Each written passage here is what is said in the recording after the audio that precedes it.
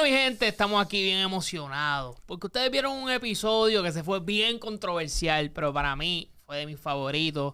Diría que está ahí con el Boricuazo. Son mis 2 episodios favoritos que he tenido. Y otra vez está aquí con nosotros, junto conmigo, porque esto también es colaboración con Random Saciones, que es el otro podcast que estoy haciendo con Juan del Campo. ¿Qué está pasando? Saludos. Oye, ¿y de quién le hablo? Poli Valentín, el gran teólogo que causó mucha controversia en ese primer podcast, pero que gracias, nuevamente gracias por estar ahí, de verdad que fue algo que la gente agradeció porque mucha gente le encantó ese podcast, aprendió mucho, y para eso que se está haciendo esto, para lo que quizás tú no sabes, alguien que sabe, pues nos ayuda y aprendemos. Bueno, mano, bien agradecido por estar aquí con ustedes. A mí me encanta tener estos foros porque yo perdí muchos foros que yo tenía antes en el mundo religioso para hablar. Y pues ahora no son muchos los foros que se me abren, ¿verdad? Porque también, o sea, el mundo religioso es un mundo que acapara mucho. Entonces, ya cuando tú te conviertes en una persona que de cierta manera era una amenaza para ese grupo, pues muchas puertas se cierran, ¿entiendes? A veces, no porque no estén de acuerdo contigo, porque no quieren escucharte, sino por miedo al que dirán, porque, tienes ahora este tipo ahí, este tipo... Así que tener estos foros, para mí es brutal. ¿Cómo te sentiste cuando salieron esos clips y Mano, me viste los sentí bien comentarios? normal porque ya yo estoy bien acostumbrado a esa controversia, tú sabes. Acuérdate que cuando yo en la universidad, con tantos años que yo di clase y que todavía doy clases mayormente online, pero yo tenía una filosofía de educación que es de Pablo Freire. Escribe el libro de la pedagogía del oprimido en los años 60. El tipo está 50, 60 años adelantado a su tiempo. Y Pablo Freire dice, está la educación bancaria, que es el modelo educativo del capitalismo, ¿verdad? Porque este hombre es más, ¿verdad? Simpatiza más con el socialismo, etcétera. Pero lo importante es que él dice, hay una educación bancaria que es la que el profesor o maestro o maestra deposita información en la cabeza de los estudiantes, ¿no? Y esa es la educación con que nosotros crecimos. A nosotros nos depositaron una información. Y está la educación humanista, que es la que busca liberar a la gente de esos modelos donde el profesor se convierte en un problematizador. O sea, yo problematizo para que surjan las preguntas donde todos aprendemos. Entonces, en la educación humanista, todos aprendemos de todo. No es que yo sé más, sino que tú puedes decir algo de lo que yo aprendo. Entonces, todos, de cierta manera, nos beneficiamos. Pero ahí nacen los filósofos, y ¿verdad? Esas son las primeras escuelas. La mayéutica socrática, Sócrates, Ajá. el gran filósofo Sócrates, lo que sabemos de él, ¿verdad? Lo que heredamos, no escribió nada, pero lo que se escribió acerca de él es que el tipo educaba preguntando.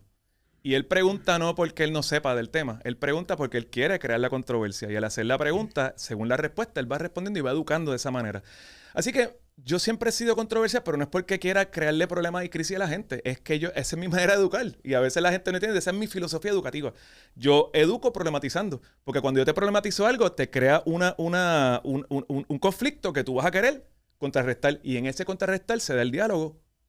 Sí, que era lo más que hacían los griegos y eso. Es que esa es la manera de educar. O sea, esa es la verdadera manera de educar. O lo otro sería insertar la información a la gente en la cabeza, que es el tipo de educación que no necesitamos. Oye, pero antes de llegar a todo esto, que siempre es bien interesante, hace ya 2 meses, ¿verdad? O 1 mes, me enteré de una noticia que me impactó, como que, ¿qué pasó aquí? Y es que descubriste que tenías cáncer. Algo que pasa a muchas personas que descubren de repente que tienen cáncer, como que, ¿sabes? Yo soy una persona saludable, que corro. Increíble, mano. Cuéntanos un poco de eso, Bueno, Poli. qué bueno y agradezco mucho tener esta oportunidad. Es la primera vez que voy a decirlo. Yo sí he grabado unos videitos y eso, pero quizás con poder contar mi testimonio, ¿verdad? Como en la iglesia, el testimonio. Pero es mi testimonio, ¿verdad? Es mi historia. El 30 de noviembre me fui a hacer una colonoscopía porque me tocaba por la edad y yo ni sabía. A los 50 años era antes en Puerto Rico que tú te hacías una colonoscopía, eso lo bajaron a los 40, yo no lo sabía, yo tengo 48 ahora. Estaba hablando con un pana del trabajo, me dice, me fui a hacer una colonoscopía, le dije, ¿a qué edad eso? Me dice, no, lo bajaron a los 40, y yo, pues diablo, pues voy a ir porque, mano, yo me sentía súper mega saludable, tipo, yo hago ejercicio hace 17 años ininterrumpidamente, soy vegetariano, o sea, estoy viajando el mundo, me siento brutal.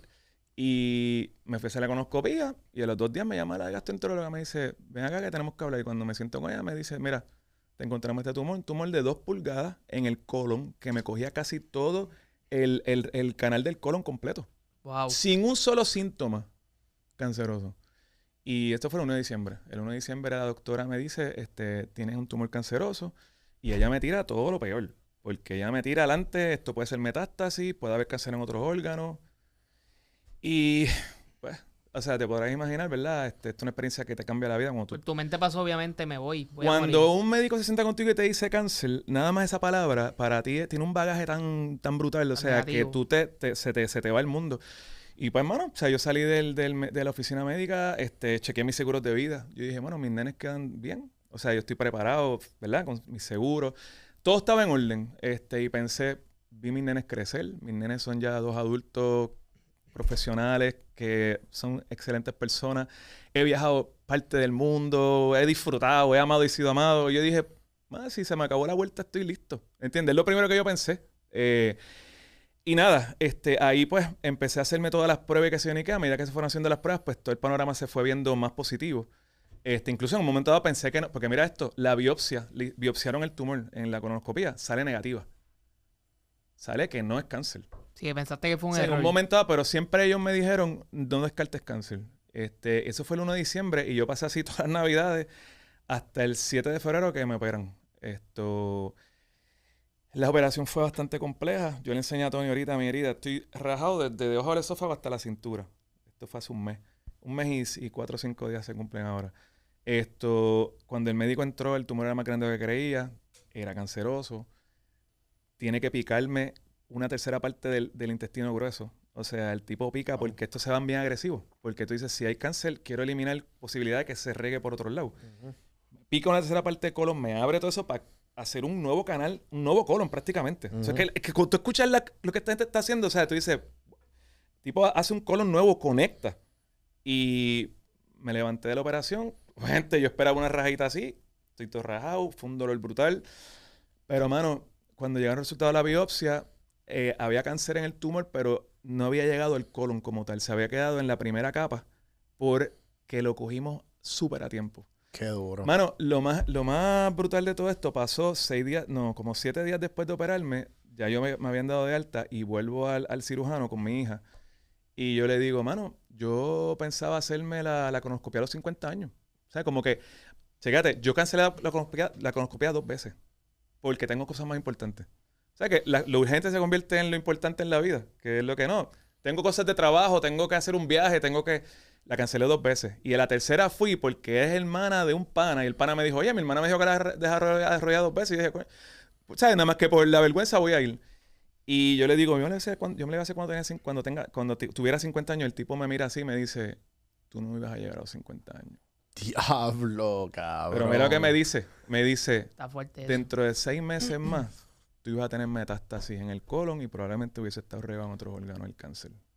6 meses. O sea, todavía lo digo porque ese día yo, tú sabes, me evaporé de lágrimas. O sea, porque, pues uno dice, mano, primero, agradecimiento, ¿me entiendes? De poder estar aquí hoy. Me fui sin un solo tratamiento de cáncer. O sea, no tuve que coger ni una quimioterapia, radiación, nada, absolutamente nada. Me operaron, fue una operación heavy. O sea, es duro, pero estoy sano. Y de verdad que me siento ahora con esta misión bien grande de dar este testimonio y de dar esta historia porque creo que la prevención salva. ¿Entiendes? A mí me salvó la prevención. Sí, en hay ese muchas sentido. personas que el cáncer, uno escucha esa palabra porque tanta gente que le da cáncer en este país, en Estados Unidos y en todos lados. Y no estamos en eso, en la prevención. ¿Cuáles son las maneras correctas de...? Sí, eso es que estaba hablando ahorita. O sea, hay pruebas preventivas. Por ejemplo, en el caso de las mujeres, bien importante, mano, la mamografía. O sea, el cáncer en el seno es brutal. Brutal. O sea, el cáncer en el seno en bien poco tiempo se riega. Hay un montón de nódulos linfáticos y es un cáncer bien complicado, mano. Las mujeres tienen que todo el tiempo hacerse esa mamografía. Hay que ir de vez en cuando al dermatólogo a que te dé un chequeito de piel. Cáncer en la piel, más que Sí, nosotros no, cogemos tan mucho Puerto sol, Rico. donde estamos aquí en el Caribe. Ya a una edad más avanzada, ¿verdad? Las colonoscopías, la prueba de la próstata que la gente no se la quiere hacer porque, que el dedito. Mira, mano, o sea, esto literalmente salva la vida. Tú sabes que en mi médico de cabecera yo fui el otro día y yo le cuento la experiencia del cáncer y me dice, mano, tipo tiene como 55 años y me dice, mano, por eso yo no me he hecho nunca la colonoscopia. Mi médico de cabecera me dice, por eso yo no me he hecho nunca, porque le tengo miedo al cáncer en el colon. Y yo, no entiendo. Pero obviamente me da a entender que hay una gran parte de la población Debería salir de ese médico. Bueno, mano, el tipo, su papá murió de cáncer en el colon, tiene sus traumas. Ay, ay, Y es ay. algo que quizás no quería enfrentar. Pero lo que te quiero decir, hermano, o sea, en mi caso, la prevención, o sea, tú sabes lo que es yo llegar 6 meses después y tener metástasis. Tú sabes, ya estamos hablando de grandes ligas, ¿me entiendes? Un Sí, cáncer. no, y no sentías nada y que eso fue... Nada. Sí, sí. Nada. Y el problema del cáncer es ese. Empieza algo silencioso. Todas mis pruebas salían perfectas. O yo nunca tenía la sospecha que tuviera algo. Ni siquiera un estreñimiento. Porque me dijo, tú tienes que tener estreñimiento porque ese tumor... Nada, mano. Ya, Nada. Increíble. ¿Sabes lo que...? Me imagino que sí, por el conocimiento que tienes en la historia. Pero ¿sabes lo que es la frase Memento Mori? Claro. De los estoicos. Que te dio... Para los que no saben qué... O sea, lo quiero conectar con ese feeling que te dio me imagino que te encontraste con la muerte. O sea, Literal. O sea, sentí eso. Sentí esa... Pero no me dio miedo. ¿No te dio miedo a la muerte? No me dio miedo. Y es bien interesante porque cuando uno viene de una tradición religiosa bien... No te quiero quitar la idea porque me gusta lo que estás trayendo. Me encanta la ideología estoica. Pero es interesante porque no me dio miedo. No me dio miedo porque lo que pasa es que nosotros tenemos tanta influencia de culturalmente, ¿verdad? Religiosa. Que cuando tú piensas en la muerte, ya tú estás pensando en el discurso de la tradición religiosa, juicio, o retribución, o castigo, o felicidad, o eterno paraíso. Pero yo lo que pienso es que aprendí a aceptar, y me tomó mucho tiempo, ¿verdad? Por la tradición de que vengo, que la muerte es parte de la vida. ¿Entiendes? Que la muerte es parte, y como ya yo he entendido que la espiritualidad tiene que ver más con conectar con el universo y con todo lo que nos rodea, cuando tú te sientes que tú eres parte de todo esto, te das cuenta que todo lo que te rodea es un ciclo y tú eres parte de ese ciclo y la muerte es parte del ciclo. Y como único una planta nace es que la semilla muera y salga a tierra. O sea, es todo parte del ciclo y me sentí bien en paz, sobre todo porque cuando tuve ese último momento, que quizás va amarrado a lo que tú quieres traer, tuve la peliculita. Mano, me pasó la peliculita. Por eso te digo, sí sentí la muerte en el sentido de que me pasó la película esa que la gente dice. En ese mismo momento, cuando salí de la oficina de la doctora y me dijo cáncer, me pasó esta peliculita. Entonces, en la peliculita, yo lo que veía era los países que viajé, mis nenes creciendo. Cuando amé, fui amado. La gente que amé, que realmente estuvo conmigo. Los momentos que me reí, disfruté. Y yo decía, ¿y dónde queda todo el tiempo que yo malgasté en mi vida? De 48 años, quizás más de 2/3 partes de mi vida la he malgastado en estreses pendejos, en ansiedades de cosas que no tienen sentido, en alcanzar cosas materiales que al final nada de eso me apareció en la peliculita. Y ese día yo dije, tengo que continuar evolucionando al punto de entender a qué yo le voy a dedicar las energías que me quedan en lo que me quede. Yo espero que sean 70 años más. Pero la energía que me quede de vida, ¿a qué yo la quiero dedicar? Y es life changing, tú sabes, es life changing. O sea, cuando tú tienes una experiencia así, tú te das cuenta que perdiste demasiado de tiempo en estreses que no valían la pena. Y eso tiene que cambiar. Si eso no cambia, entonces la lección que me quería dar la vida con esto no sirvió. Yo espero que haya servido. Y gracias por contar. Mira, se me pararon los pelos y todo. Sí, a mí también. Sí. Gracias por contar eso, porque... La peliculita es de verdad. La peliculita es real, mano, y fue guiando. No fue tampoco de una experiencia mística que me fui en... Fue lo que... desde que recibiste las noticias, ¿cuánto fue que tú sentiste que procesaste todo eso? Inmediatamente. O sea, yo literalmente cuando ella me da la noticia que yo estoy frente a ella en la oficina, yo me quedo en shock. Porque, mano, tú no tienes ni un dolor, ni un síntoma, y te dicen algo así, y tú estás en el pic de tu vida. Porque yo estoy en el pic de mi vida, o sea, yo estoy así, viviendo la vida del dream life, ¿entiendes? Estoy viajando el mundo, ¿sabes? Como que me siento súper realizado, viajando con mis hijos, disfrutando todo lo que sembré, ¿entiendes? Y te dicen algo así, pues yo me quedé primero en shock. Ella se me quedó mirando y me dice, ¿tienes preguntas? Y yo, todas las preguntas que tengo sé que no me las vas a poder contestar. So... No sé ni qué preguntar. Entonces me salgo de la oficina, me monto en el carro y cuando empiezo a guiar empieza la peliculita. Y yo dije, yo quiero que la peliculita de la próxima sea más larga, tener más contenido en esa película. O sea, quiere decir más experiencias de reírme, más experiencias de disfrutar, más experiencias... O sea, que luego de eso me imagino que tú que te gusta viajar, voy a viajar el doble. Y, mano, ahora los viajes van a tener otro sentido, ¿me entiendes? Porque es esa apreciación de lo que te rodea y con el entendimiento de que la vida es corta, ¿me entiendes? Porque a veces... Pero... ¿Qué fue, sabes, montándome en lo que dijo Tony, qué fue el feeling de cuán tan pronto ya estaba realizado, pasó la película, o a lo mejor simplemente te dieron las buenas noticias de que, mira, estás bien. ¿Sabes? ¿Cuál tú crees que fue la lección más importante de cómo tú vivir tu vida o qué estabas haciendo bien y qué estabas haciendo mal? Es una transformación total. O sea, cuando tú pasas por una experiencia así, primero, tus miedos se van para el carajo. O sea, porque ¿a qué más tú le puedes tener miedo? ¿Me entiendes? O sea, yo siento que ahora estoy fearless, ¿me entiendes? Y me di cuenta que muchos de mis miedos eran realmente superficiales, eran realmente traumas que venía arrastrando y no tenían ni siquiera que ver con el miedo que yo creía que tenía. Era más bien como las ramas, no el tronco. Pero cuando tú le pierdes el miedo a la muerte, porque te enfrentaste a la muerte y te diste cuenta, me puedo morir. O sea, incluso en la operación te puedes morir porque te ponen anestesia, no y sabes, tú vas, te van a dormir, te van a poner tu corazón y tus pulmones a funcionar por máquina. Si no responde, ¿sabes? Te fuiste. Y cuando tú le pierdes miedo a eso, pues tú le pierdes miedo a muchas cosas, ¿me entiendes? Muchas cosas que realmente te diste cuenta que no había por qué tenerle miedo.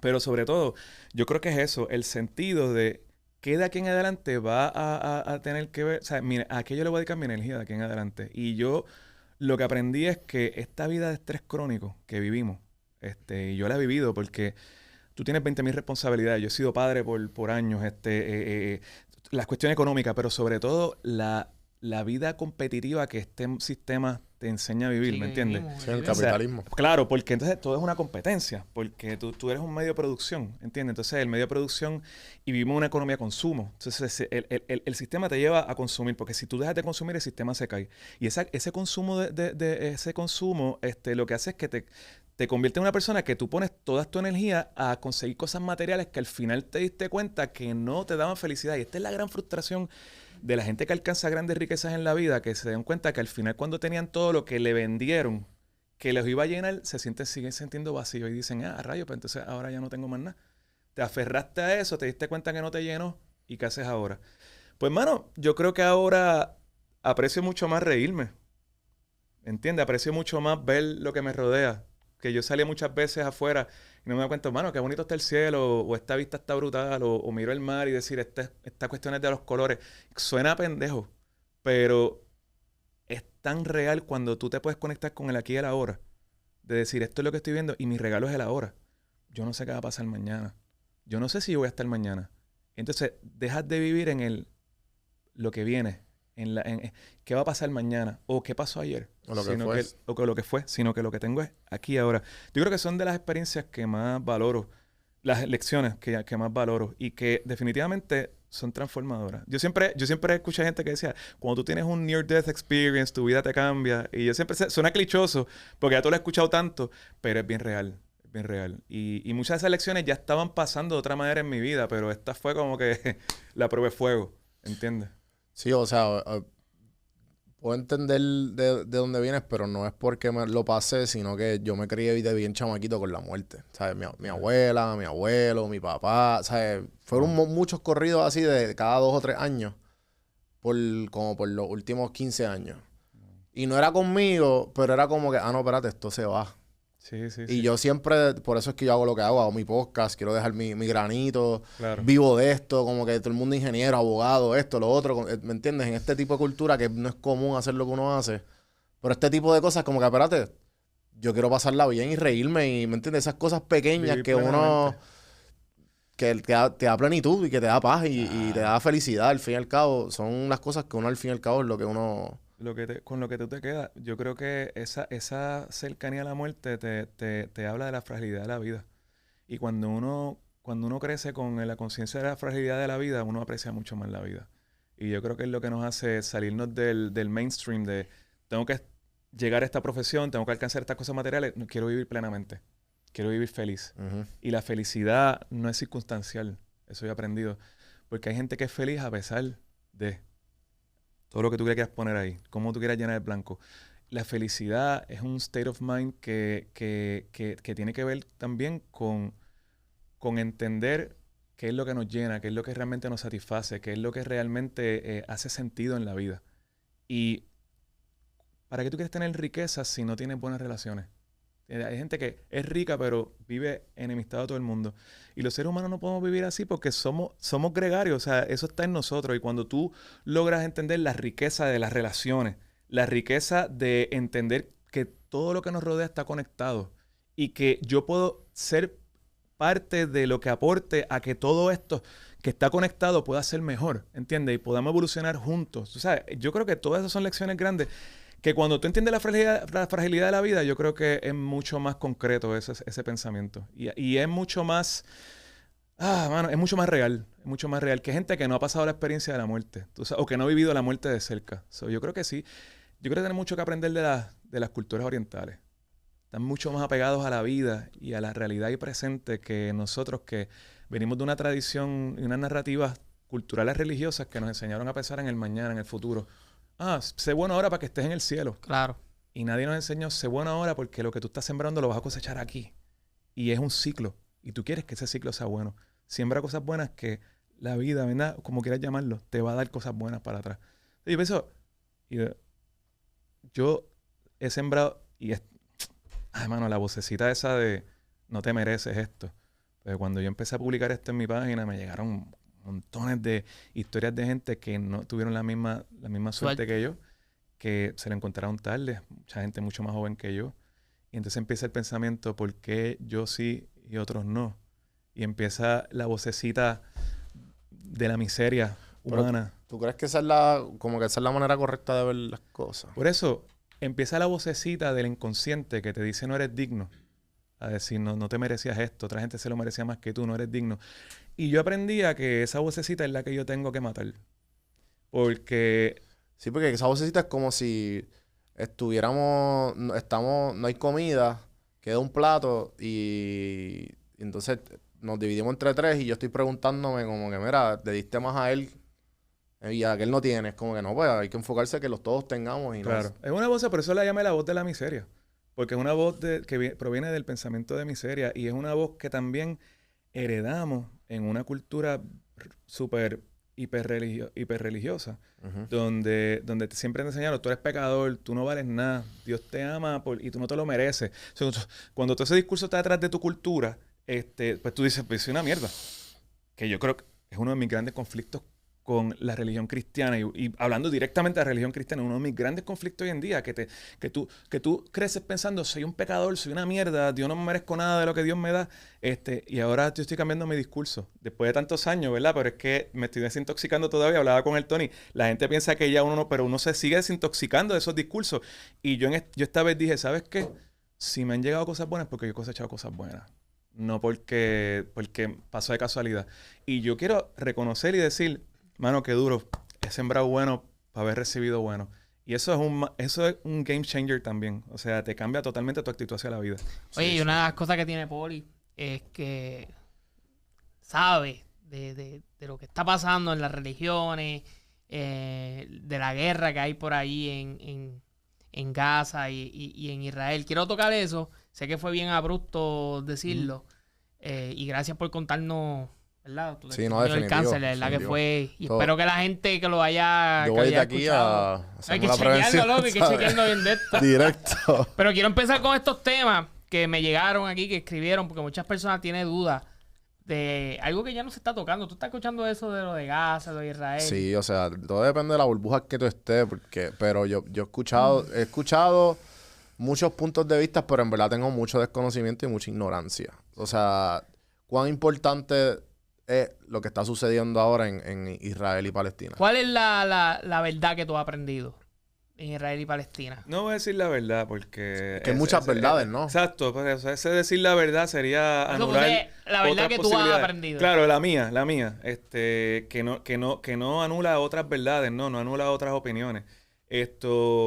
Mira, la realidad del caso es que cuando pasó todo esto, ya yo tenía bastante background, pues por mis estudios, de lo que había pasado originalmente cuando ese territorio que era Judea, que era Samaria, que era Galilea, en el primer siglo, que es lo que tú encuentras en el Nuevo Testamento, en la época de Jesús, se convierte en Palestina. Y esto ocurre en el año 132, cuando viene la última rebelión de los judíos que tratan de luchar contra los romanos y están en esta montaña y se meten debajo en unas cuevas y ahí mueren. La última rebelión se murió allí.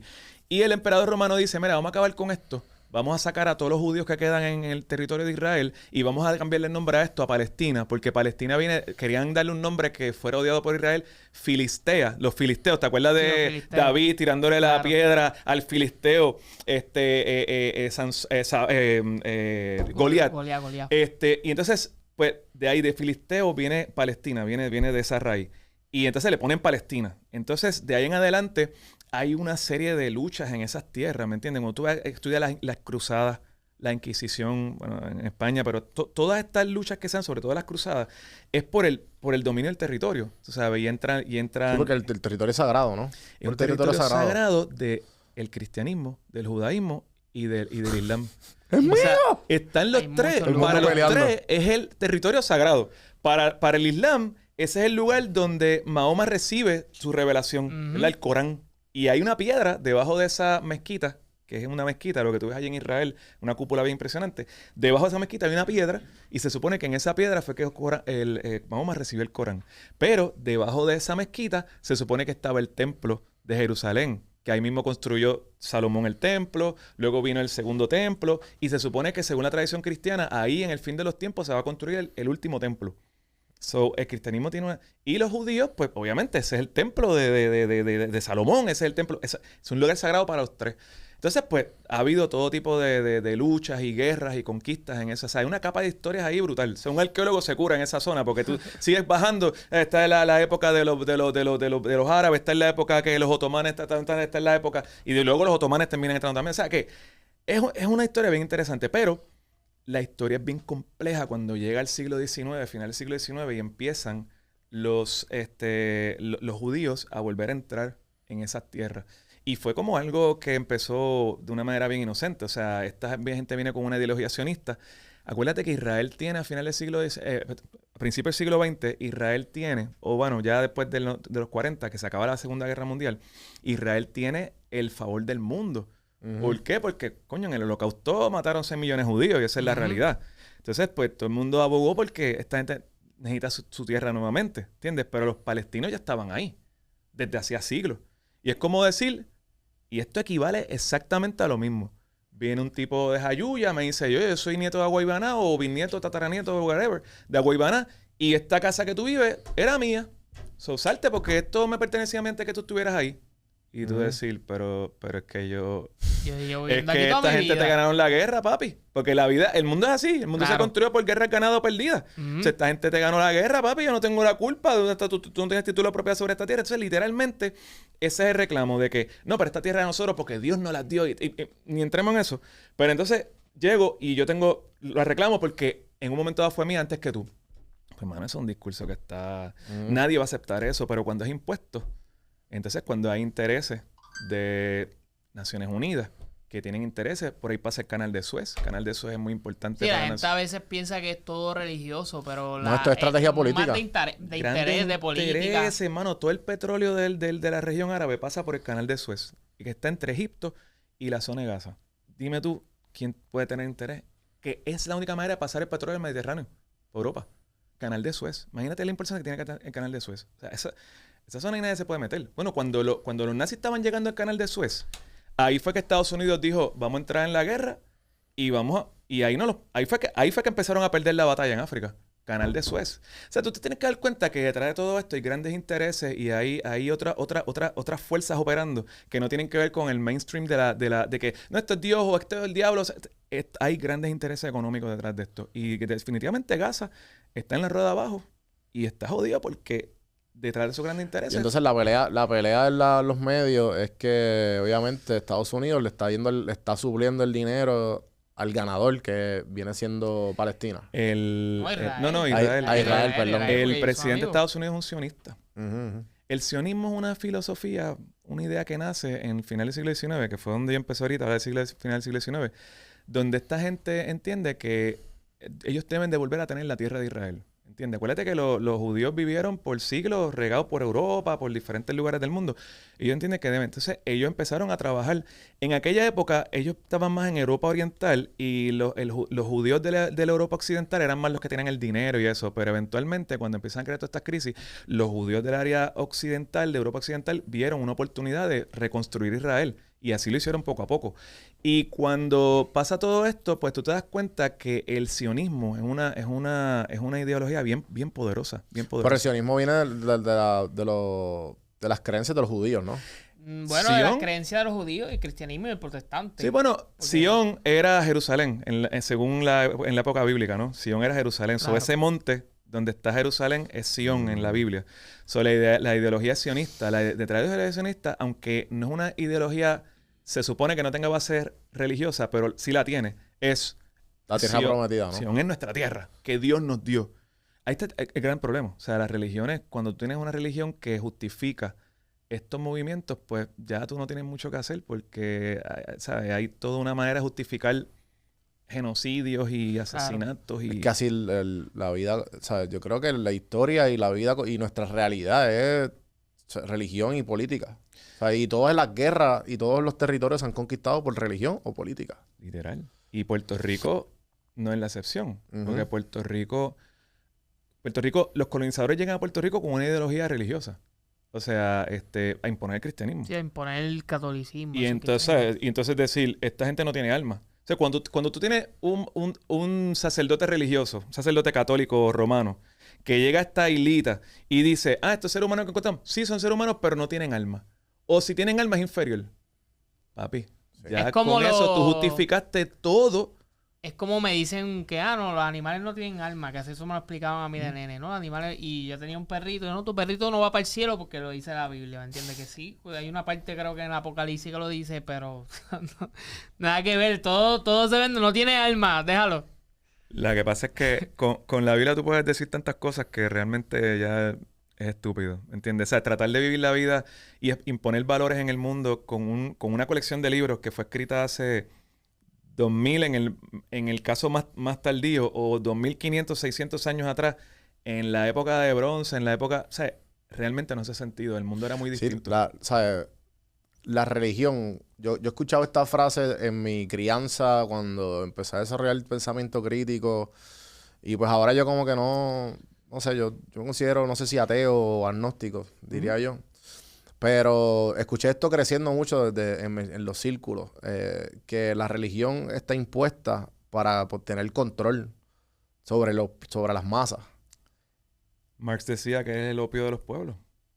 Ya. O sea, es la manera de adormecer las conciencias. ¿Entiendes? Pero detrás de ese adormecer las conciencias hay una intencionalidad. Y que ahí es donde cae en eso de Israel y de Palestina. Claro. Se duermen y luego los políticos hacen... Claro. O sea, hace todo tipo y justifica cualquier tipo de movimiento. O sea, nadie puede negar que hoy en día lo que ha pasado en Gaza es casi un genocidio ya. Pero... La gente dice que es genocidio. Es que realmente está pasando un genocidio, porque cuando tú sigues arrinconando a la gente, que es lo que está pasando, ya los tienes en el sur, Están en la esquina. arrinconado, y no puedes salir de allí. Papi, imagínate que Gaza es Bayamón, en términos de espacio. Y tú tienes 1 millón de personas allí, viviendo en un lugar donde si tú te vas para el sur y tratas de salir, Egipto no te deja salir. Y si vas para el oeste tratando de salir, Israel no te deja salir. Y si vas para el norte tratando de salir, Israel no te deja salir. Y si vas para el este tratando de salir, tienes el mar Mediterráneo en unas condiciones horribles que no puedes salir tampoco. Ahogado. Y tú estás ahí. Entonces ahora cogieron ese 1 millón de personas que estaban en un pueblo de Bayamón y ahora los redujeron al área de Santa Rosa. Y metieron el 1 millón de personas en el área de Santa Rosa y están bombardeando todo alrededor y no puedes salir. Papi, el desespero. O sea, es que Sí, las imágenes son la solidaridad horribles. no tenemos, mano, porque vivimos en un mundo sin empatía. Somos incapaces de ponernos los zapatos de otra gente. ¿Entiendes? ¿Cómo es que eso está pasando ahora mismo en el mundo? Que están tratando a seres humanos como literalmente animales y que la gente todavía quiere justificar este tipo de respuestas y que todavía Estados Unidos quiere tener allí barcos militares y que, mano, hay otros intereses detrás y el interés no es el ser humano. El interés son económicos. Ese dinero que quieren a veces la gente enviar para Gaza, como que esto es para Gaza, salven a Gaza. ¿Tú O sea, crees que está llegando? No, yo tengo muchas amistades. Yo estoy en la industria petrolera Y tengo muchas amistades palestinas. En Puerto Rico hay una gran comunidad palestina, no sé si ustedes saben. Pero No sabía. hay una gran comunidad palestina. Lo que pasa es que ¿sabes? mucha gente le dice árabe a todo el mundo. Sí, pero sé que hay una comunidad. pero hay una comunidad palestina, particularmente en la industria petrolera. Hay muchos de los dueños de estaciones de gasolina en Que son Puerto Rico árabes, son ¿verdad? palestinos, particularmente palestinos. Qué brutal.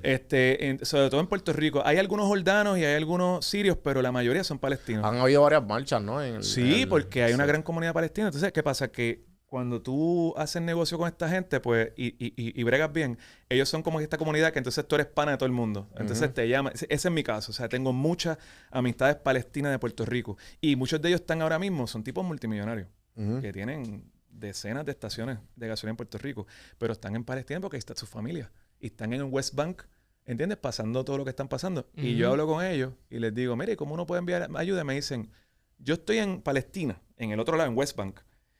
Y ya yo no tengo manera de mandar ayuda a Gaza. Imagínate.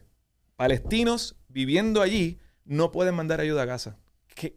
¿Cómo va a llegar la ayuda? ¿Me entiendes? Bueno, no sé. O sea, esto lo digo yo, ¿verdad? Por lo que ellos me dicen. Quizás alguien diga, no, tan mal, hay una ayuda que sí llega, pero para mandar a Estados Unidos el otro día a ayudar, la tuvo que tirar en el mar.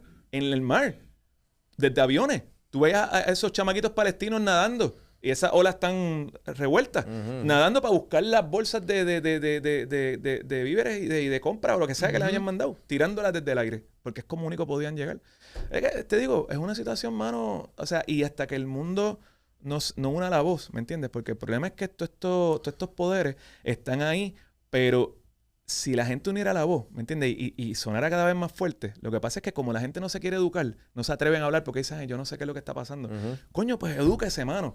Y levante la voz porque mientras más voz haya, oye, los grandes poderes tienen que al final someterse a lo que la opinión del mundo diga. Y si la opinión del mundo dice, esto tiene que parar, ellos van a tener que pararlo. Netanyahu no es el tipo más poderoso del mundo, pero tiene detrás poderes, o sea, grandes poderes. ¿Y qué podemos hacer? ¿Sabes? Como nosotros, en vez de decir eso, pues, ¿qué podemos hacer nosotros, por ejemplo, con esto de Gaza y Palestina? Bueno, yo creo que... No Y sé, que la gente también que escucha, ¿sabes? yo creo que las redes son un medio súper poderoso. Y mientras más se continúe llevando la voz en las redes, yo creo que eso va a aportar mucho a las decisiones que eventualmente estos líderes van a tener que tomar. ¿Entiendes? Tú y yo quizás no podemos hacer mucho desde aquí, porque como yo puedo cambiar la realidad de Gaza. Entonces, lo interesante de esto es que estamos hablando de Gaza, pero, mano, hay tantos lugares en el mundo que están pasando situaciones horribles. Y Ucrania todavía está en guerra, ¿no? Ucrania, Yemen, lo que está pasando en Yemen, lo que están pasando en tantos lugares del mundo.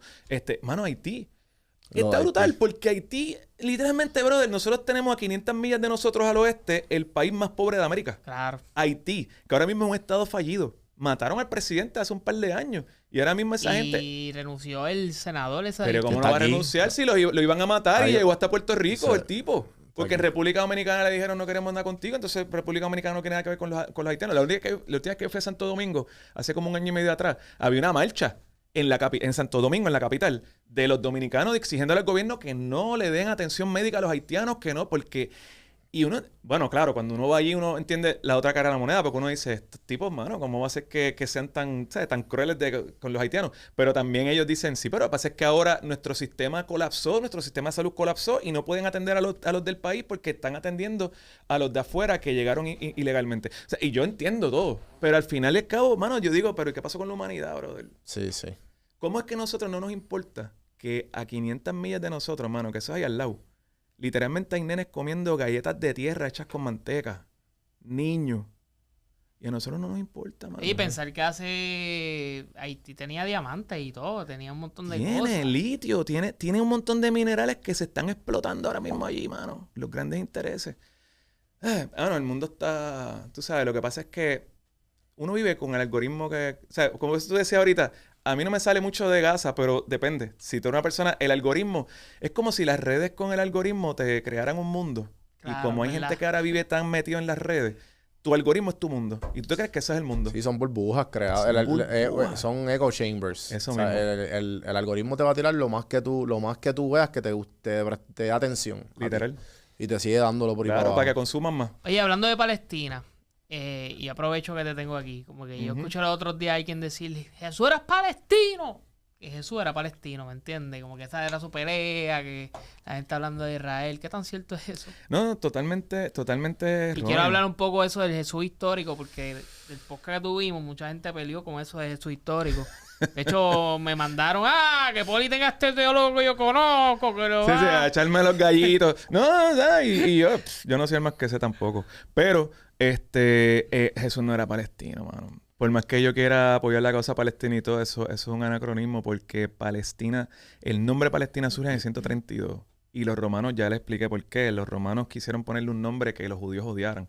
Como una manera de decir, ya usted no tiene más que ver con esta tierra. Y no tuvieron más que ver desde esa época hasta el 1947, 48, que le devuelven ¿verdad? Esa parte de la tierra.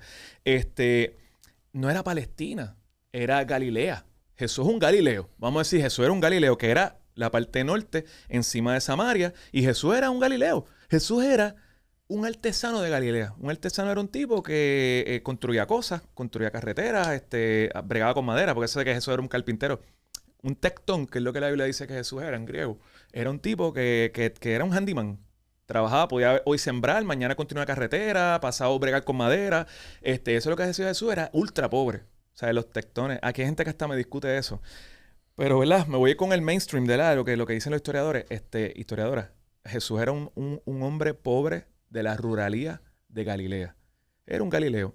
Y Galilea era parte ¿verdad? De lo que sería Israel en aquella época. Y como decía, el barrio pobre. Era el barrio pobre porque estaba al norte, Jerusalén era como que el centro y miraban a los galileos como con sospecha porque de repente estos tipos están allá arriba, no van al templo porque está el templo lejos, lo que tienen son ciertas sinagogas. Entonces Jesús era eso. Pero decir que Jesús era un palestino, pues hermano, es un anacronismo. Tú sabes, tampoco nos vayamos a, ¿verdad? Ahora, que Jesús vivía en el área que hoy en día se considera Palestina, pues sí. Pero no era palestino. O sea, es un error, ¿verdad? Históricamente no se sostendría decir que eso era palestino. Me gustaría decir que sí, pero no. Yo veo a veces que la gente va a Israel y hacen estos viajes de, vámonos por donde caminó Jesús y todo eso. Y es un negocio que han brutal. Sacado. Es bien turístico. Por allí, como que tú vas para Israel y puedes ir. El Holy Trail, ¿verdad? Le dicen. Sí, la vía dolorosa. Que tiene ya un nombre. Y no, en esta esquina Jesús se cayó, tropezó y se cayó a la cruz. Y en estas tres esquinas María le secó eso. Y ese manto lo tenemos allí. Que eso es inventado. Y está el rostro de Jesús. Y ya se le hizo la prueba de carbono 14 porque ese manto tiene sangre. Eso es orgánico. Se le hizo la prueba de carbono 14 al manto y era como el siglo 7 o 8. O sea, lo que pasa es que obviamente son reliquias que la iglesia mantiene para el status quo. O sea, el status quo es cómo la iglesia se mantiene en el poder. ¿De dónde viene el código de Da Vinci? ¿Cuán cierto o cuán...? Porque sé que obviamente es una novela, pero sí. Proviene de más o menos por donde tú vienes. Sí. Es bien la iglesia mantiene el poder. Sé que es una crítica a la... Es bien legendario. La idea de que María Magdalena tenía un hijo de Jesús y emigró a otro lugar en Europa. Y que... O sea, todas esas ideas son literalmente legendarias. Legendarias digo porque no hay evidencia histórica ni la habrá. ¿Tú sabes por qué no va a haber evidencia histórica nada de eso? Porque Jesús pasó por Galilea y por Jerusalén sin notarse mucho. Aunque la gente me quiera decir, no, este tipo cambió la historia. Sí, pero es porque sus seguidores crearon esta idea del Jesús histórico, que sí fue un gran maestro, que sí trajo una ideología con una praxis de amor y de empatía, sobre todo, y de solidaridad brutal. Pero Jesús no puede hacer mucho ruido. ¿Por qué Jesús no puede hacer mucho ruido? Bien sencillo, mano. Jesús tenía 30 años cuando lo mataron. Y 30 años... No sé qué edad tú tienes 20 y pico... 28. No, pero 30 33. Yo tengo 48... No es 33. Okay. No es 33 porque 33 sería si Jesús tuvo 3 años de ministerio. Y cuando tú coges los evangelios más antiguos que se escribieron, como el de Marcos, Mateo y Lucas, te habla de que Jesús celebró una Pascua. Juan te dice que celebró 3 Pascuas, pero Juan no es histórico. En el Evangelio de Juan no hay historia, lo que hay es teología. Entonces, si Jesús es un chamaco de 30 años, porque yo tengo 48, y uno como que con 48 años dice, coño, a los 30 años yo creía cosas que quizás estaban medio incompletas, o por lo menos con lo que yo creo hoy, porque tú sabes, la vida es dinámica y yo digo, pues mano, a los 30 años quizás sí tú puedes hacer ruido, pero todavía quizás tú estás en evolución. No es como el Buda. El Buda logró evolucionar su pensamiento. Tú lees el Dharma del Buda y hay toda una evolución. ¿Por qué? Porque no es estático, es dinámico. ¿Entiendes? Como yo creía a los 25 años, no es como creo hoy. Y no digo que sea malo, mejor o peor, sino que es dinámico, punto. Y Jesús no tuvo esa oportunidad y Jesús era un hombre pobre que no tenía esta voz. Ahora, que hizo su ruido, sí lo hizo. Pero acuérdate que Jesús es uno de 20 y pico de Mesías que se autoproclamaron en el primer siglo. Eso este era uno más. Y sabemos de un Mesías que se llama Simón de Perea, que también reclamó que iba a resucitar el tercer día antes que Jesús.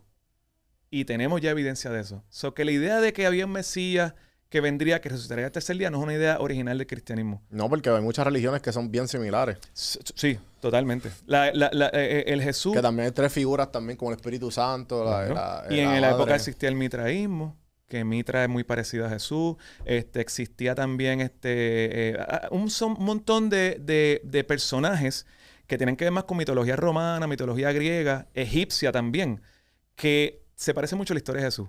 Pero es porque yo creo que Jesús fue... Sí, Ra, ¿verdad? ¿No? Sí, bueno, Ra, pero mayormente Isis y Horus. Esa historia de Isis y Horus de la mitología egipcia, después pueden buscar, ahí habla de la resurrección, habla de los 12 discípulos. O sea, hay un montón de elementos que lo que hay que entender es que estas eran culturas que interactuaban mucho. Israel era un lugar por donde pasaban los egipcios para allá, donde pasaban en un momento dado los babilónicos para acá, o donde pasaban los griegos, los romanos. O sea, estaba rodeado del mundo greco-romano. Y entonces había mucha interacción. Ahora, si tu divinidad es de esta manera, pues la mía tiene que ser más poderosa que la tuya. Se crean todo este tipo de discursos. O sea, son, de cierta manera, hay un elemento histórico. Hay un núcleo histórico, es lo que quiero decir. Y encima de ese núcleo histórico se crean un montón de ideologías sobre quién era Jesús. Sí, es como el jueguito del secretito. Es como que aquí empezó formando. y no, pero el mío era así. No, pero el mío era así. Sí, es una avalancha de cosas que cuando vienes a ver abajo lo que termina es nacieron 12 religiones con un montón de cosas bien similares. Es algo así. Yo voy a aprovechar aquí también que pedí unas preguntitas ahí que me hicieron la gente. Pero es que muchas preguntas muy profundas. Soy muy profundo. Pero alguien puso como que ¿puede la iglesia brindar respuestas convincentes a una generación que ya no cree en los discursos del pasado y en verdades absolutas? No. ¿Qué? Si me preguntas a mí. ¿Puede la iglesia brindar respuestas convincentes a una generación que ya no cree en los discursos del pasado? ¿Quién es Vicente? No. Convincente. Yo, ¿quién es Vicente, cabrón? La palabra no me salía bien. En los discursos del pasado y en verdades absolutas. No, ¿verdad? Bueno, si me preguntas a mí... Esa es la pregunta para ti. Porque lo que pasa es que la iglesia como institución está obsoleta. Está obsoleta, ya totalmente irrelevante. ¿Tú no viste que el Papa ahora está aceptando... No, la gente... Sí, pero eso es él. Pero la pregunta es, ¿él va a cambiar la iglesia? ¿Él va a cambiar la iglesia? No. Ah, claro, que este tipo es un vanguardista dentro de su tradición. Que él, si fuera por él, las mujeres podrían hablar en la congregación. Si fuera por él, se aceptaría el matrimonio gay. Pero este tipo no va a cambiar la institución. La institución como tal, y que conste cuando yo digo esto, porque no quiero que empiecen los tsunamis. No, ya empezaron. No, lo que te quiero decir es que cuando uno habla, cuando yo hablo de la institución, me refiero a eso, a la institución, a esa estructura religiosa. Nada tiene que ver con los seres humanos que participan de la institución. O sea, yo quiero que sepan que dentro de la iglesia cristiana hay mucha gente que está haciendo una labor increíble porque de corazón y vive una espiritualidad ejemplar. El problema es que la institución nunca ha representado la espiritualidad humana. ¿Tú sabes la institución representa la opresión y la marginación. Yo estaba discutiendo los otros días porque yo decía que pues lo de la Biblia, que uno tiene que ver que los tiempos han cambiado y por ejemplo como que yo decía la Biblia es machista y me vino una persona así, no, que la Biblia es machista, que las primeras que vieron a Jesús fueron mujeres. Y por ahí me hizo una prédica de eso. ¿Tú consideras la Biblia machista? Obviamente también por el tiempo. Creo que no se puede juzgar por los tiempos Es que lo que pasa es que yo digo que tú tienes que estudiar a cada autor o autora, autores. La tienes que estudiar en su contexto. Y sacarlo de su contexto no es justo. Okay. Por ejemplo, hay muchas cosas de Martin Luther King que tú puedes leer hoy en día y escuchar y tú decías, este tipo yo no estoy nada de acuerdo con él. Con Gandhi. Con tipos... Martin Luther King no tenía como 12 esposas y un montón... O sea, el tipo era un mujeriego. No sé, ¿verdad? No 12 esposas, pero el tipo tenía muchas ideologías que para mí eran súper ultramachistas, por ejemplo. Sí. Pero es que el contexto, ¿me entiendes? Entonces, tú sacar esto de contexto es como decir, claro que si tú lees la Biblia, esta colección de libros desde el siglo XXI, ultramachistas, o sea, la xenofobia brutal, cualquiera que no sea judío es una mierda, todo esto, pero, coño, yo no puedo, no es justo, ¿me entiendes lo que te quiero decir? Si no es justo juzgar por esos tiempos. Claro, Pablo era un machista, claro, si yo lo veo este siglo XXI, sí, pero ¿sabes qué pasa? Que cuando yo me criaba en los años 80, a mí me decían, para mí ser gay era una enfermedad. Pero tú no me puedes juzgar por mi época porque a mí nadie me dio... para empezar, a mí nadie nunca me habló de lo que es género. Perspectiva de género, ni hubiese tenido idea de lo que era eso. Entonces, tú me estás juzgando a mí en un contexto tan diferente. Pues no es justo. ¿Me entiendes lo que te quiero decir? O sea, Sí, que en verdad tú tienes que juzgar por el tiempo en que lo estás leyendo. Claro. Ahora, si yo lo juzgo en el tiempo que se está leyendo, yo creo que hay escritos dentro de la Biblia que fueron muy liberadores y fueron muy vanguardistas. Por ejemplo, Jesús histórico, ese tipo fue bien vanguardista. Pero hoy en día, para mí sería un tipo que su discurso no me... Porque yo creo que hoy en día se hablan cosas mucho más liberadoras. ¿Entiendes? Ahora, Jesús de Nazaret, en su momento, para mí, un tipo súper vanguardista. Y por eso es que literalmente su filosofía, enseñada por sus discípulos, llega a cambiar el mundo. Pero es porque esta filosofía de ama a tu prójimo como a ti mismo era bien radical en su época. Porque todo lo que fuera de Judea era fo. Entonces, cuando él dice, el buen samaritano, que era la gente que representaban los que los judíos decían que eran una mierda, fue el único que le mostró compasión verdadera al tipo que en Jericó casi lo matan. Sé como el samaritano. Esto era mind-blowing para la gente. Sí, ¿cómo tú me estás diciendo que sea? Es como decir la anécdota. Yo una vez me acuerdo, como todavía yo era escuchado entre el mundo religioso, o más escuchado, yo hice la parábola del buen samaritano, pero en vez de buen samaritano, el gay. El buen gay. El buen gay fue el que al final Jesús dijo, y Jesús dijo, sean como el gay. Papi, olvídate. No, que cómo tú cambias. ¿Y por qué tú tienes que usar la palabra gay para cambiar? Porque como único yo puedo explicar cuán radical fue Jesús decirse como el samaritano, es decirse como el gay, porque esa es la gente que hoy en día para ti es la escoria de la sociedad. Como religioso, tú piensas que esa gente está enferma, son pecadores. Pues el pecador te puede enseñar a ti cómo tener solidaridad y compasión. Pero hablando de eso, hablando de ser gay y la homofobia, yo escuché, porque en los tiempos antes de Jesús, que Jesús existiera, antes de Cristo, para los romanos, no era como que normal la orgía y hombre, mujer y mujer. Como que era algo como que ya lo que haya.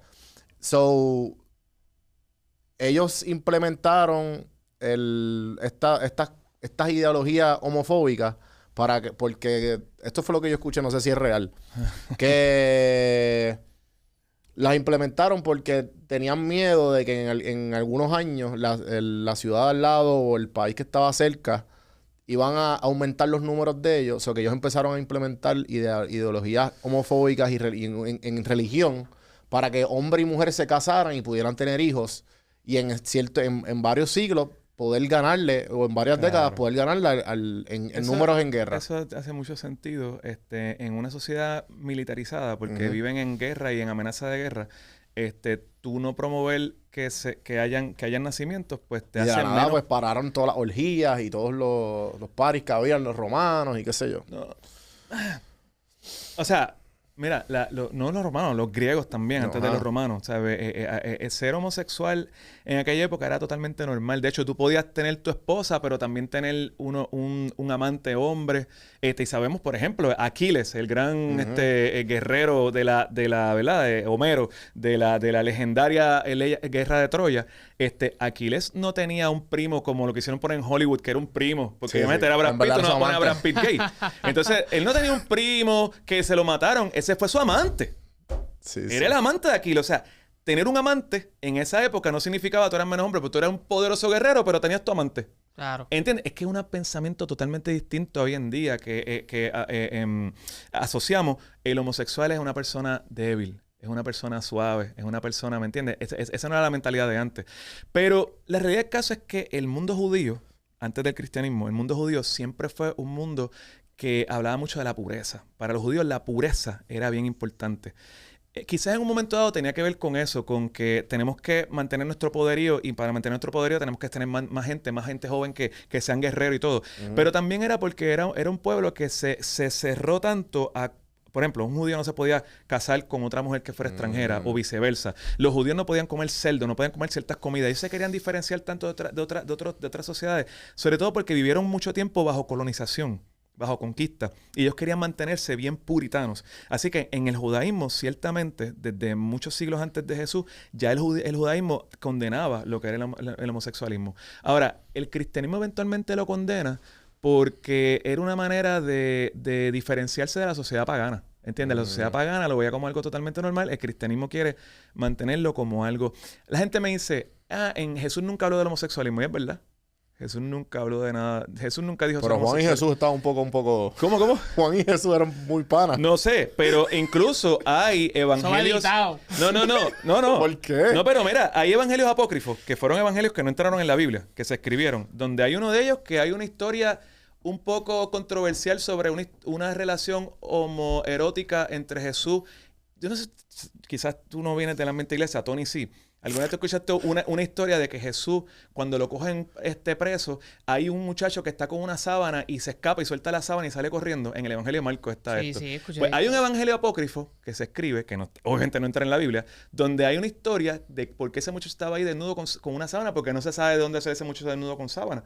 Y era que tenía una historia homoerótica con Jesús, que había algo pasando ahí sensual, ¿sabes? Sexual entre ese muchacho y Jesús. O sea, que esta historia no Tú perdiste todos tus seguidores con esta historia. No.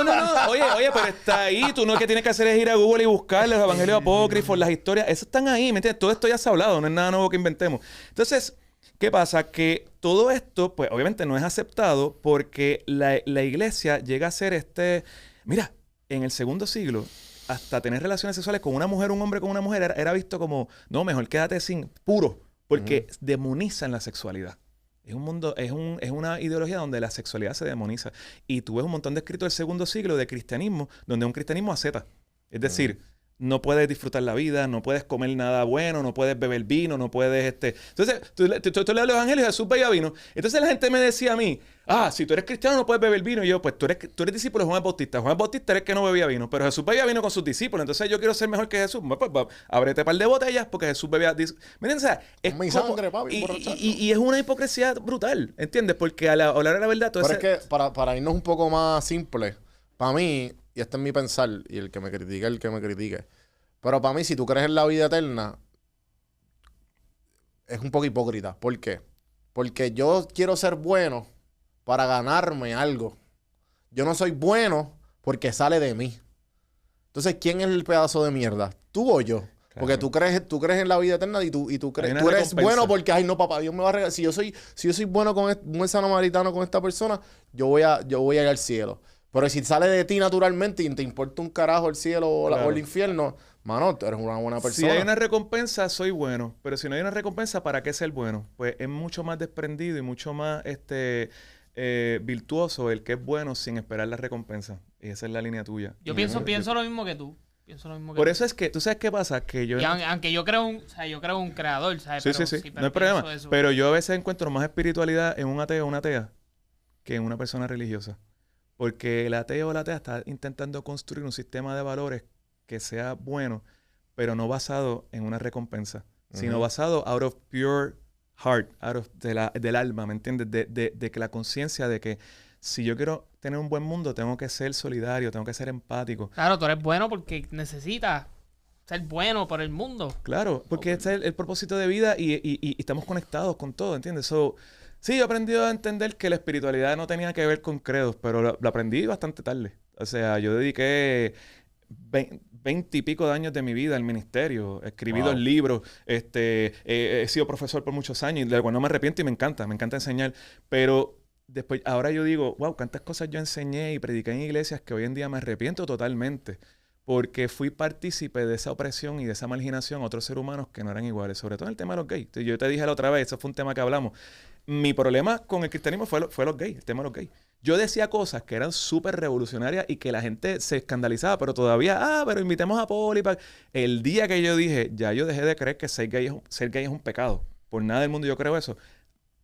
Se cayó todo. Ese tema es una arteria del mundo cristiano en Puerto Rico y es tan hipócrita.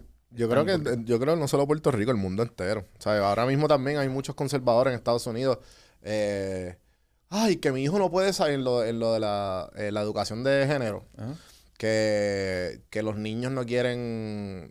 que no quieren que le enseñe una maestra. O no, ¿sabes? Que no, todo lo que sea LGBTQ de la comunidad.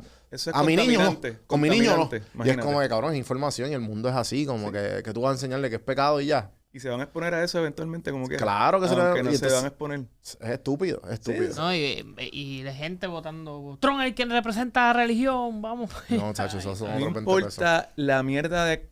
Y no, mira, no quiero hablar de Trump ni nada porque no me quiero meter. A mí la política demócrata, republicana... De hecho, hay un candidato aire que el Kennedy, que ni es... Bueno, es demócrata, pero no está corriendo por los demócratas. Independiente. Es interesante porque es un fenómeno que está pasando en Puerto Rico también con este partido, ¿verdad? Victoria Ciudadana, que hace esta unión con el Partido Independentista, que tú lo entrevistaste, lo vi. Ajá, Wonder Que, Man. bueno, que para mí es el mejor candidato que hay ahora mismo. Claro. Pero está pasando. Y está pasando también en Estados Unidos, interesantemente, porque el tipo, aunque tú no lo creas, con la vocecita así, pero el tipo está Robert Kennedy. Robert ¿verdad? Kennedy, que Que un Kennedy. es un Kennedy, tú Sí, sabes, sí. que es gente bien querida en Estados Unidos. Pero que hay movimientos alternativos que están pasando. Y eso es reflejo de la sociedad. La sociedad está buscando otras alternativas. Ya la sociedad se dio cuenta, blanco y negro no es. Hay toda una gama de grises que hemos descuidado y no hemos visto por mucho tiempo. Y eso pasa con la sexualidad. La sexualidad no es blanco y negro. Y aunque la religión nos quiso Es un enseñar, espectro. el blanco es santo y el negro es pecado. Y aquí caen homosexuales, lesbianas, transgéneros. Y aquí caen todos los que son heterosexuales. Pues no, la sexualidad es un espectro de grises donde no hay una ley. Pues hasta aquí es pecado, hasta aquí. No, mano. La sexualidad es una experiencia humana. Y como la espiritualidad es una experiencia humana, una experiencia universal que abarca todo tipo de diversidad. Me da gracia porque yo siempre le digo a todos mis panas que son así bien conservadores, o la gente que me cruzo con los conservadores, y yo, ok, ¿y cuál es tu solución? ¿Sabes? Ponerlos en una esquina y fusilarlos a todos. Como que son unas cosas como que dicen, Eliminarlos así, del mundo. chica, pero es como que no, ¿sabes? Como que, ¿qué carajo? ¿Sabes? ¿Cuál es la...? Son seres humanos. Yo me acuerdo cuando no yo entiendo. todavía no me atrevía a hablar estas cosas porque significó yo perder mi economía. Al igual que tú vives Wow. de esto, imagínate que ahora tú digas algo que tú sabes que si tú lo dices se te va a caer el canal de YouTube, se te van a caer las redes y tú decir, me jodí, de que voy a tener que buscar un trabajo, ¿me entiendes? Sí, sí. Igual yo vendía libros, yo predicaba, yo enseñaba, yo vivía de eso. Y yo no me atrevía a decir cosas porque decía, mano, me tengo que preparar porque económicamente me voy para el piso. Entonces, cuando yo empecé a hablar de esto, la gente me decía, no, pero es que Dios los creó hombre o mujer. Y yo decía, pero ¿y los hermafroditas? Porque tú estás negando que nacen en el mundo hermafroditas. Ah, pero son los menos. Sí, pues, o sea, que son error. Como los espartanos, tirarlos por el río. Exactamente, porque son como los huevos. Ah, este huevo está podrido, bótalo. Pues no, papi, son seres humanos. Sí, sí. ¿Y qué haces con eso? ¿Me entiendes? ¿Sabes qué? Pues en el argumento, entonces, ¿qué pasa con toda la gente que entre medio? De que no tienen que ver nada con la sexualidad, pero se nacieron sin un brazo, o ciegos, o sordos, como que no es lo mismo en la manera en que tú explicas o pones a la gente que no estás de acuerdo con eso, pero como lo estás diciendo, pues cae lo mismo con la gente que tiene algún tipo de disability o algo. Como Trazas que, una raya y todo lo que quede por fuera, pues ni queremos saber de eso. Como hacían en la antigüedad, los leprosos de aquí no pasan. Los que tenían eyaculaciones tempranas de aquí no pasan. En el mundo cristiano, en el mundo judío, las mujeres que tenían flujo de sangre, o sea, que tenían menstruación que no paraba, tenían que vivir fuera porque la sangre era impura. Entonces, toda esa historia que están ahí dentro del texto, dentro de la narrativa, y tú te das cuenta cómo la religión impuso. Entonces, lo interesante es que Jesús está en contra de eso. Y era la misma Biblia la que lo decía.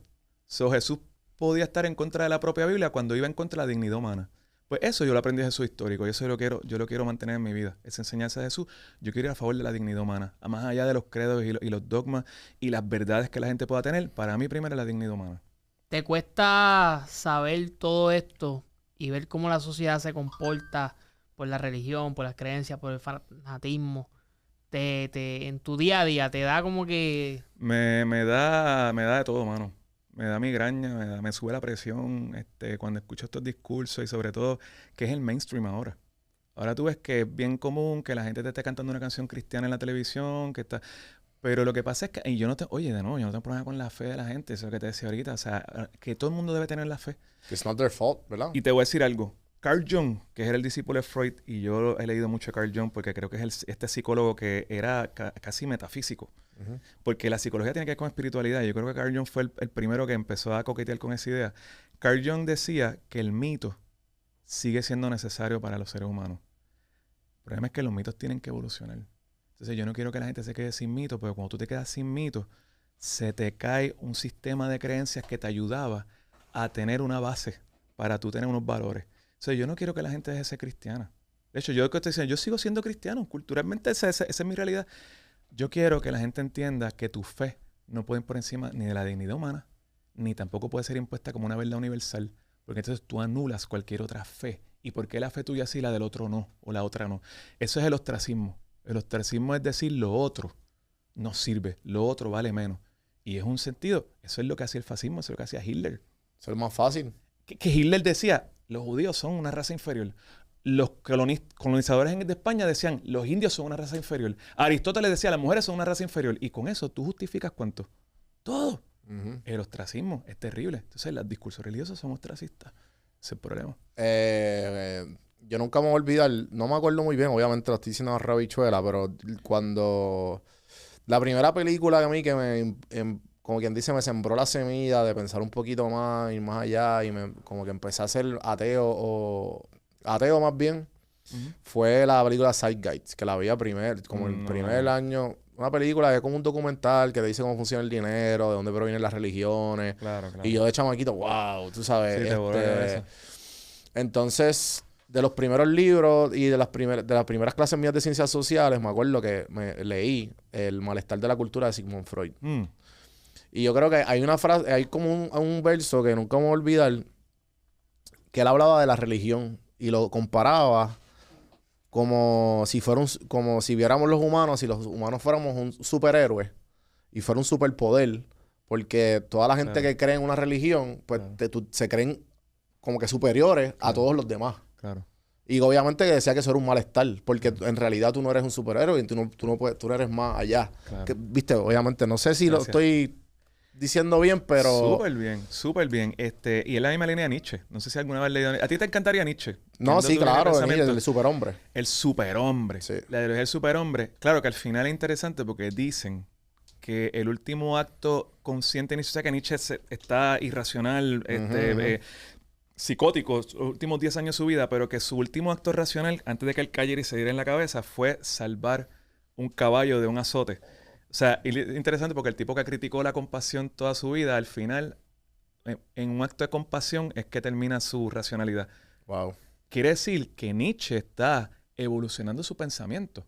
¿Entiendes? O sea, claro que los nazis lo usan como base para justificar un montón de cosas, pero a lo que quiero decir es que Nietzsche tiene es como un poema que se llama, es el poema Dios ha muerto.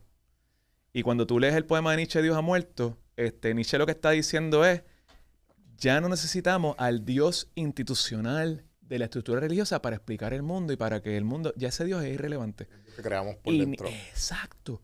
Al final, Dios no crea a los seres humanos conforme a su imagen y semejanza. Los seres humanos crearon a Dios conforme a su propia imagen y semejanza. De ahí que viene la frase que él dice que mientras más te quedes mirando a la oscuridad te va a mirar a ti. Claro. Porque al final, esta gente lo que se dio cuenta es que mirando hacia adentro es que tú encuentras la verdadera espiritualidad, no hacia afuera, en una figura mitológica, es mirando hacia adentro. No, y yo creo que el ser humano siempre ha sido espiritual. Lo que pasa es que a esa espiritualidad, desde los comienzos, a esa espiritualidad le pusimos... labels. Etiqueta. La etiqueta. Y es donde no, todo como él dice, empezó. el blanco y negro. Porque nosotros como que...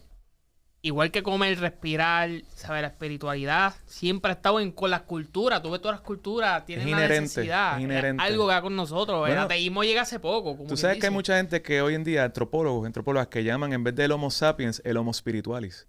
Porque cuando tú encuentras las formas de arte más antiguas que encontraron en una cueva al sur de Francia, no recuerdo ahora el nombre, estas pinturas tienen como 50 y pico mil años, una cosa así. Estamos hablando del inicio del Homo sapiens, cuando todavía existían neandertal y cromañones en el planeta. Y estos primeros Homo sapiens están dibujando unos animales tienen como si fuera dimensiones.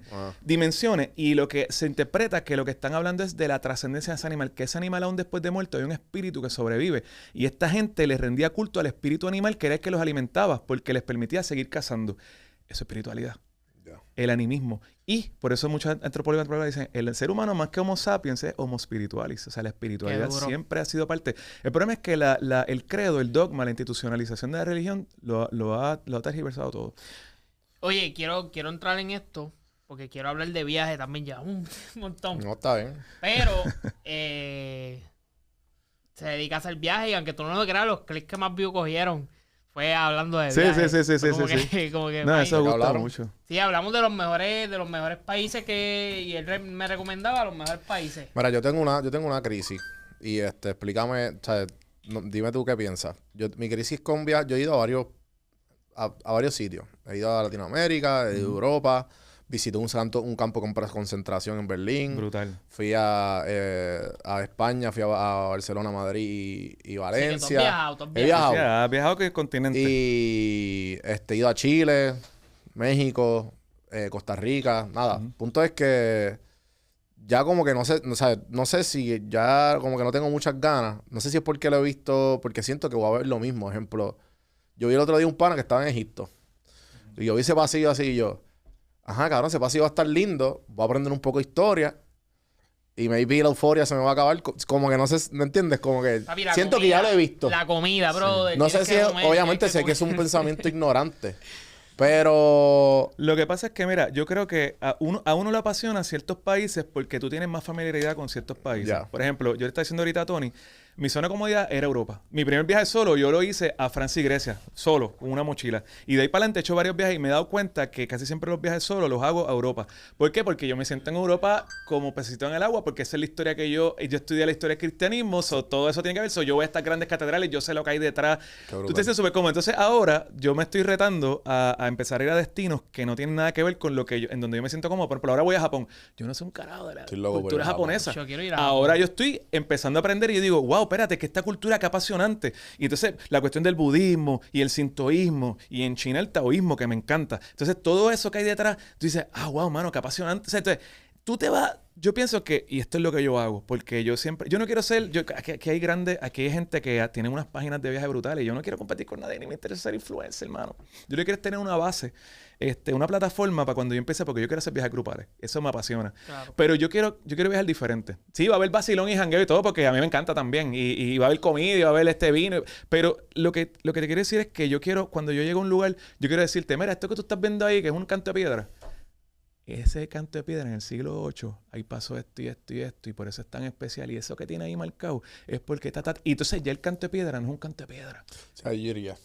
A eso, Vamos a detrás apuntarnos de a ese, eso, vamos a apuntarnos a ese. entonces, mira, yo sé que a ti no te gusta el arte o tú piensas el arte, pero déjame explicarte detrás, lo que hay detrás de esa pintura, detrás de pum, pum, pum, pum. Entonces, la gente tiene un contexto distinto para que cuando tú viajes y veas cosas, no simplemente sea las villas, sino que sea una experiencia donde tú te das cuenta que la historia está ahí. Y tú estás interactuando con la historia. Eso para mí es lo más que a mí me apasiona. O sea, cuando yo siento esto hace, por ejemplo, estoy en Praga caminando por el Puente Carlos y saber que exactamente la misma vista que yo estoy viendo cuando voy caminando por el puente es la que un tipo en el siglo XIV cuando entraba por Praga veía, porque son las mismas edificaciones. Eso, mano, tú dices, ¿cuán mind-blowing es que hace 600, 700 años un tipo entraba por aquí y veía esto mismo que yo estoy viendo hoy? O sea, ese tipo de cosas son las que a mí me vuelan la cabeza. Entonces, no todo el mundo le gusta, pero hay gente que sí le gusta. Yo quiero hacer este tipo de viajes donde yo no solamente interactúe con el país, sino interactúe con la historia y que tenga la experiencia cultural. A mí me gusta viajar y, yo fui a lo turístico, lo turístico, pero yo quiero ahora ir con los locales. Yo quiero que los locales me digan qué es lo que pasa ¿Qué aquí, comer? qué es lo que tú comes, por qué comes esto, qué tradiciones hay detrás de esto, entender las narrativas de cada país, porque cada país tiene su narrativa desde su cultura particular. Y eso es lo que enriquece, mano. Al final, ese tipo de viaje que yo quiero hacer, que me enriquece y cuando yo me voy, yo sé que me llevé un pedazo de ese país y ese país se quedó con un Sí, porque pedazo a mío. veces uno va a estos punto viajes full. que está solamente en un hotel, que está cool, todo incluido, 5 Sí, días, pero te quedas en el hotel. para pero tú mí eso está cool, pero no es la- no no- estás viviendo el país. No, es puedes, no puedes es la decir que fuiste experiencia. al país. No es la experiencia porque al final yo Como que quiero- fui a México, pero no salí del hotel. No fuiste a México, No, pa'l fuiste al hotel. Carajo. Mira, yo quiero ser, yo quiero ser, porque, y esto en cristianismo, esto es un discurso que en cristianismo se considera, quiero ser un hombre de mundo. Un ciudadano del mundo. Ciudadano del mundo. Claro, en el cristianismo, imagínate, ¡Mundano! tú eres mundano, eso es lo que tú no puedes ser. Y yo, no, ahora yo lo que quiero es amar Son al palabras mundo. que yo he escuchado la primera vez. por Sí, sí, primera vez en mi vida. sí. Yo quiero, sí, pero lo que nos criamos en el ambiente de iglesia sabemos Sí, que este sí. tipo de. Yo quiero ser un hombre de mundo, ¿me entiendes? Como que yo decir, mano, me llevé de los beduinos en Marruecos, quedándome ahí en el desierto, me llevé esto, pero me llevé esto de la gente en la mezquita de Capadocia en Turquía. Pero cuando fui a Grecia, a Delfos, y fui al al templo de Apolo, me llevé esto de allí. Y cuando fui a la cultura japonesa, me llevé esto de los sintoístas. O sea, y eso es lo que te construye. Imagínate toda la sabiduría que tú adquieres, porque ahora me doy cuenta que lo que yo estudié por muchos años, que no viajé, porque esa es mi historia. Mi historia es que por 40 años yo no viajé. Wow. Tú viste la película, mi película favorita es Good Will Hunting. Claro. La de Peliculón. Robin Williams. Sí, Matt Damon. hombre, peliculón. Pues una de las escenas más populares es esa, que él es un hombre genio y pues el psicólogo le dice como que, mira, pero tú puedes saber todos los libros, pero tú no has ido a la catedral Eso, mano. de Miguel Ángel y mirado el techo. Eso. El viaje es la praxis. Uh-huh. Y yo digo, ahora mi universidad es el mundo. Quiero educarme en el mundo. Y yo me he dado cuenta que igual... Claro, los libros son importantísimos y sigo siendo un ratón de biblioteca. O sea, a mí me encanta leer y me encanta educarme en cuanto tema. Pero la experiencia de la praxis, mano, es otra cosa. Por ejemplo, yo soy un aficionado al arte. A mí me encanta el arte. Y hay ciertos artistas como Van Gogh. Uh-huh. A mí me encanta Van Gogh. Me identifico mucho con Van Gogh porque Van Gogh fue muy incomprendido. Y yo siento a veces, y no por victimizarme ni nada, pero qué carajo, soy incomprendido. O sea, siento que yo tengo un discurso que lo quiero traer por bien y la gente la gente apreció a Van Gogh. La gente apreció a Van Gogh después de morir. Entonces, mira qué pasa. Yo estoy viendo el arte de Van Gogh y puedo entender un poquito de cómo el expresionismo de Van Gogh cambia la historia del arte, que venía del realismo y del impresionismo. Pero cuando yo voy a Arles, en el sur de Francia, porque ese es el lugar donde Van Gogh vivió sus últimos años y donde pintó muchas de sus pinturas más importantes, y yo me siento en el Café de la Noche con una figura de las pinturas más importantes de Van Gogh, que es esta barrita amarilla completa, Uh-huh. que es donde él, después que se corta la oreja, va con su oreja y se le entrega a la prostituta en la barra. Porque eso fue lo que pasó. Y yo voy y me siento en esa barra, que todavía existe, el Café de Van Gogh. Y cuando tú estás allí, tú sientes casi como si tuviera una experiencia mística con Van Gogh. Qué duro. O sea, porque tú estás viendo y entonces tú te das cuenta, ay, por eso es que Van Gogh pintaba con tantos colores, porque mira esto. O sea, la experiencia praxis es otra cosa. Ha ponchado, by the way. Esa misma. Yo me senté ahí, mano. Después, si quieres, te comparto una foto que tengo ahí sentado, después lo puedes subir, porque yo me senté en esa barra y... Chécate esto, ya era tarde, eran como las 9 de la noche. El último tren de Arles es tierra de nadie, eso es un pueblito chiquitito y a las 9 de la noche muere. El último tren sale como a las 9:30 de la noche y son como las 8:30. Yo estoy tomándome unas copas de vino solo, estoy solo, es un viaje solo. Solo, tomándome unas copas de vino, casi teniendo una conversación con Van Gogh en la barra, en el café de la noche. Y yo digo, se me va el tren y yo dije, ¿y si me pongo bien bohemio y me pongo bien exótico? Y me pico una oreja. Y no, pico una oreja. Pero digo, ¿y si me quedo en Arles? Si me quedo en Arles y duermo en una esquina aquí, porque tú sabes, tú estás viviendo toda esta movie. Y eran como las 9 de la noche, yo me tomo un par de copas de vino y yo me estoy creyendo que el vagabundo Poli. Chacho, y como el último te dice como a las 9:30 y como a las 9:20 entro en razón de que qué carajo estoy haciendo. Yo estoy quedándome a una hora de aquí.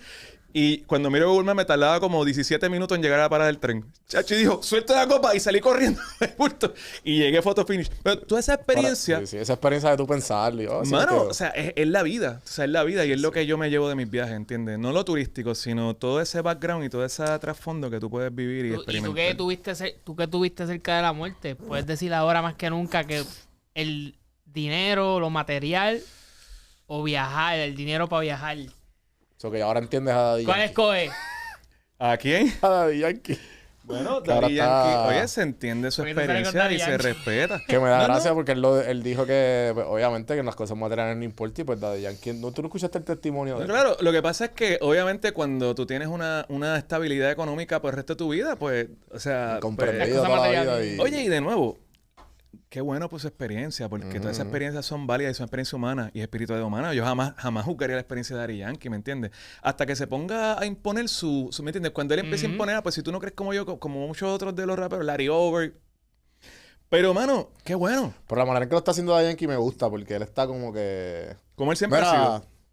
esto es lo que me salvó a mí y esto es lo que yo creo. Sí. Ya. Él siempre ha sido- como los Larry Over otros. está más rudo. Él siempre ha sido un tipo bastante... Larry Over está sobreviviendo a gente en silla de ruedas, cabrón. Sí, no.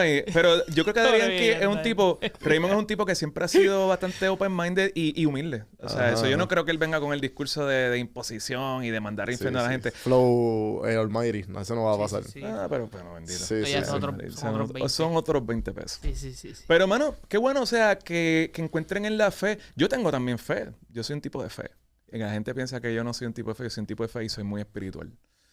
Más allá de todo lo que tú me escuchas decir, yo soy un tipo muy espiritual. De hecho, estoy diciendo ahorita, Tony, que últimamente tengo una espiritualidad tan profunda que ahora estoy cogiendo lo que la gente habla, que suena clichoso, las señales. Eso suena bien clichoso porque en esta sociedad hay muchos clichés, pero ahora tiene otra total sentido para mí las señales. Yo creo que cuando tú estás en una espiritualidad sana y abierta, tú estás mucho más expuesto a las señales. Y las señales hay que hacerles caso. Y esto que me pasó fue una señal. ¿Entiendes? Un amigo me vino a hablar de esto. Yo no me esperaba. ¿Y cómo te explicas esto? Dios tiene un propósito. Claro que sí. Quizás yo lo quiero decir de otra manera porque ya el término Dios a mí creo que es encajonar toda la experiencia espiritual. Y Dios es un término que viene de los griegos. Zeus. Theos en griego. Deus en latín. Dios en español. Ya como tal, te metiste a Dios dentro de los griegos. Ya tu Dios es griego. O sea, ya tú tienes el primer problema. ¿Entiendes? Como que todos nuestros conceptos y nuestras categorías son categorías humanas. Yo quiero pensar que lo trascendente o divino, la energía, o como quieras llamarlo, va más allá de toda la reflexión que yo pueda hacer acerca de eso. Porque se me tiene que salir de la mente, si no, lo encajonea un humano magnificado, que es el Dios de mucha gente. Cuando tú oras, mucha gente ahora piensa en un barbudo, en un trono, que te va a mandar el castigo cuando pases. Pues eso es un humano magnificado. No, la divinidad o lo trascendente tiene que ser más que eso. Y un ateo, igual, o atea, o agnóstico, o whatever, puede igual practicar esta espiritualidad con todo. Y no necesita las categorías Dios ni nada de eso para ser una persona. Yo tengo fe en mí. Total, y eso es que eso es lo que tú recuperas. Yo lo perdí con el discurso religioso, que me enseñó, era un pecado, era una mierda. Y lo he recuperado ahora entendiendo que dentro de mí... Mira, me gustan las palabras de Carl Sagan. Me imagino que ustedes han escuchado a Carl Sagan. Los cosmos. Y Carl Sagan dice, y esto lo toma mucha gente después, y sigo mucho también a deGrasse Tyson y estos tipos de astrofísicos que tienen mucha facilidad de comunicar la ciencia en un lenguaje popular y coloquial. Hay un amigo mío que tiene un podcast que se llama Curiosidad Científica, que ellos lo entrevistaron a Neil deGrasse Tyson cuando el radiotelescopio de Arecibo se cayó. Que él básicamente dice, cabrón, eso no funcionaba. Pero, sí, pero obviamente lo dice como la esposa de él boricua, lo dijo de una manera bonita. Ese tipo es tremendo. Sí, mano, el tipo está cabrón. Pues Carl Sagan decía que el universo utilizó la conciencia para experimentarse a sí mismo. ¿Sabes esto que estoy diciendo? Porque hay que darle un poquito de casco para entender. La conciencia existe en el universo para el universo poder experimentar la conciencia y en la conciencia experimentarse a sí mismo. O sea, que el universo se está experimentando a sí mismo a través de nuestra conciencia. Y el hecho de nosotros ser partícipe de la conciencia es trascendental. Porque eso tú no lo puedes reducir a átomos, moléculas. O sea, es algo que es trascendental. Y esa conciencia del universo, por eso yo llamo espiritualidad. Y claro, cuando tú miras hacia adentro y tienes fe en ti mismo, tú estás en armonía con la conciencia universal de la cual tú participas. Y eso es trascendental. Es más, eso es Dios, si quieres llamarlo así. Si quieres ponerle Dios. De nuevo, yo no quiero categoría, pero wow. Cuando hablamos de espiritualidad, quiero romper los paradigmas. Y somos el universo. Y el significado es Dios. O sea, y detrás de eso está... Y entonces mi psicóloga me decía que es cristiana. Y es gran psicóloga, mano. Gran psicóloga. Me ha salvado de muchas maneras. Y mi psicóloga... Porque he tenido grandes crisis en la vida. Que otro día quizás podamos hablar. Mi divorcio fue una crisis brutal. O sea, yo he pasado un montón de balaceras, ¿me entiendes? Vengo de un hogar que, pues, había... una crianza difícil. Y...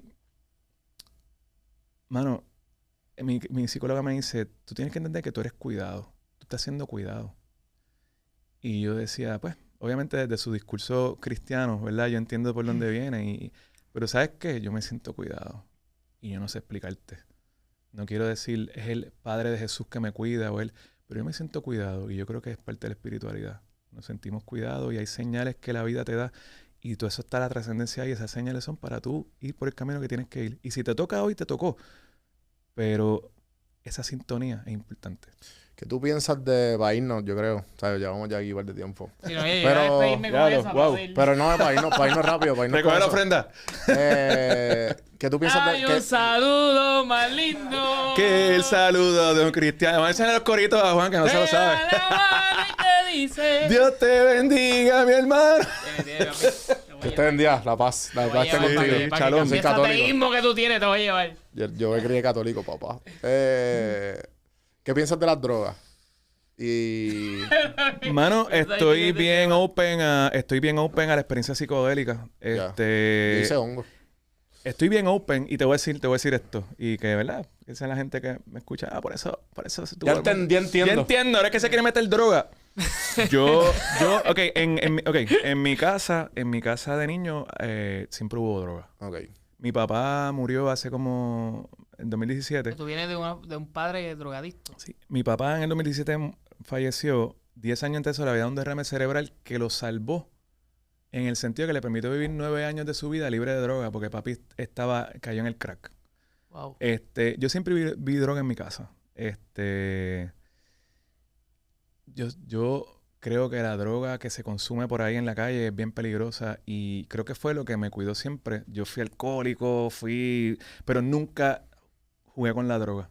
Cuando digo droga me refiero al perico, lo que te venden en la calle, que Claro. no es el hongo, no es veneno. Tú sabes lo que el perico tiene, hasta gasolina. O sea, y te venden hoy en día en el pasto, y le digo a los chamaquitos, dejen de estar capeando en la calle pasto, porque el pasto le están rociando fentanilo, papi. Y cuando te vuelves adicto al fentanilo, te jodiste. Terminas como un zombie.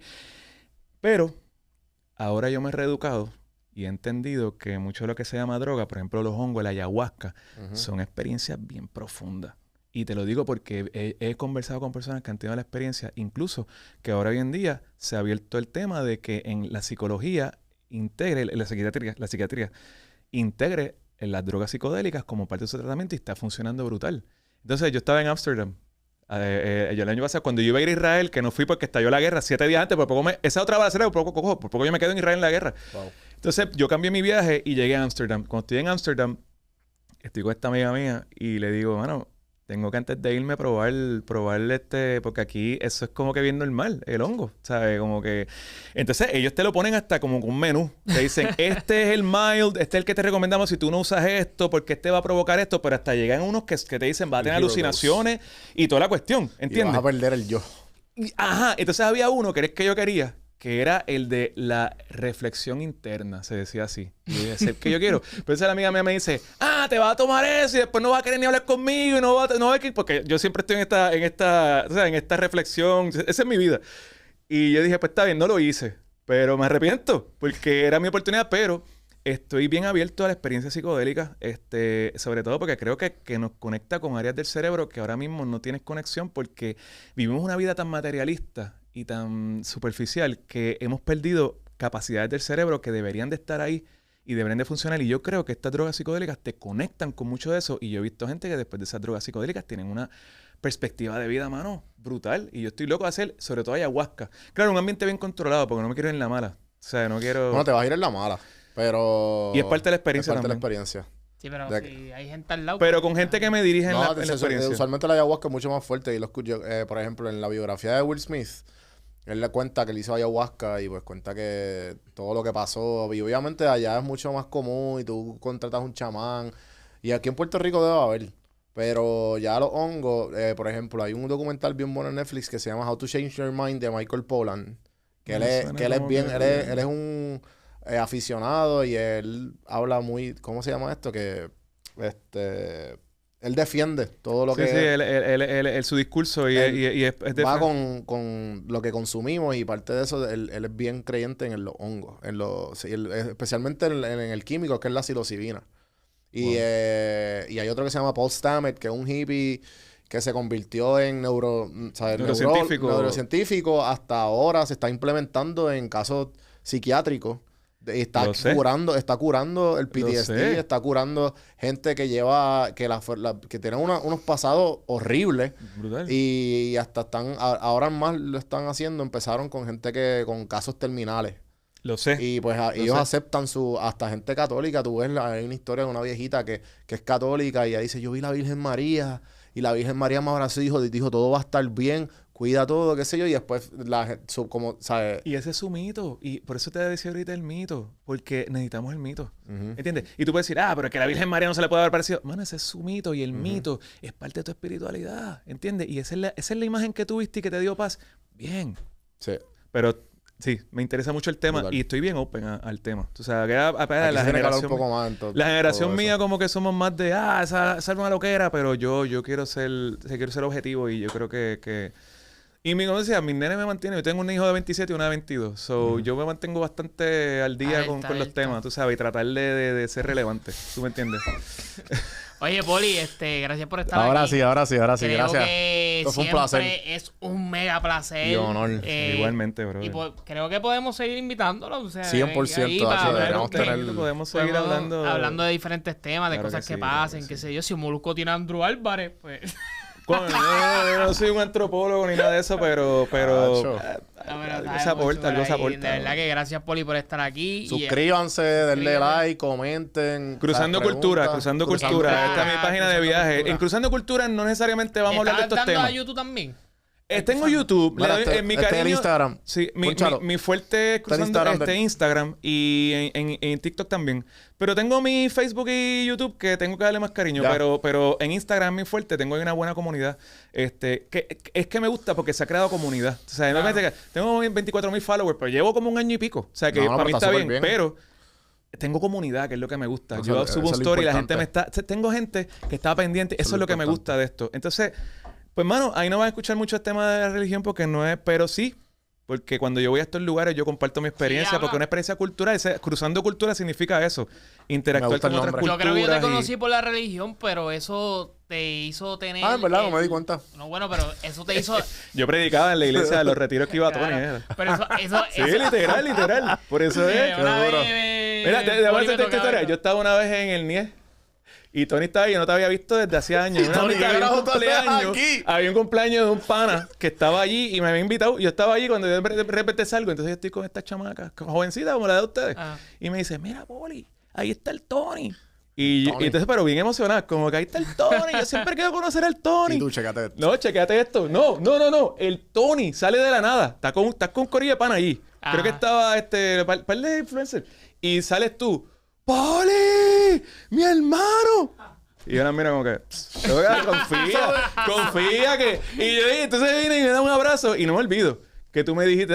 tenía un par de palos encima, pero como quiera yo creo que fue de corazón. Y me dijiste, este tipo me ha hecho llorar y este tipo me cambió la vida. Y yo... Coño, mano, qué duro. O sea, como que tú no te esperas en el NIE, ¿entiendes? Como que recibes ese tipo de comentarios, pero que sí habla de las aportaciones que tú has hecho, ¿me entiendes? Y que tú no te Positiva. arrepientes de hacer aportaciones, haber hecho...